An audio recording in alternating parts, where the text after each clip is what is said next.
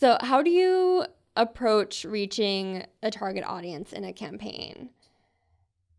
Figuring out the audience first. I think it sounds really, really basic. I think one of my biggest recommendations as I approach anything is start base level, start foundationally. Because if you build a good foundation, sustainability and growth is going to be something that you can do really easily. So figure out the product, figure out the audience. Sometimes you have to educate the client on the audience that they're trying to reach versus the audience they think they should be trying to reach. Yes. But luckily, especially at BrainDo, I work with some amazing clients who that's a two-way street. It's never just, no, this is what we're doing. They look to us for strategy and recommendations and want genuinely to help us help them. They want to help give us every tool they can to grow their business and grow their revenue. So here, that's been great. And then figuring out what we can actually target.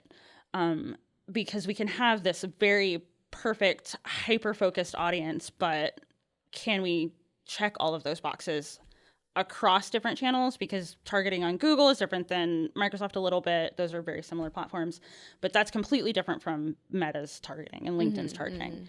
And so also figuring out the actual goals of the campaign for where we need to be and what that audience looks like. And then, of course, tweaking as we go, as we get data, get new information, going in and making updates and optimizations as we go. Yeah. Do you have a preferred or favorite method for defining audiences? No. I wish I did, because that would sound super smart. But no, I think I'm a huge proponent of test and learn.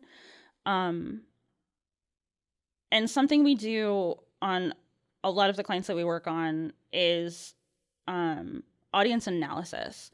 So we'll set up audiences observationally to gather data and then go in and say, okay, this in-market audience performs better than the baseline, or, this affinity audience or this gender or this age demographic. Like, let's bid, instead of negating everything else, let's break them out or bid more on this target. It's a lot about testing and gathering data. I know I've said this before, hopefully not on our social media. The best piece of marketing advice I've ever gotten was, do not trust your gut. Always trust data.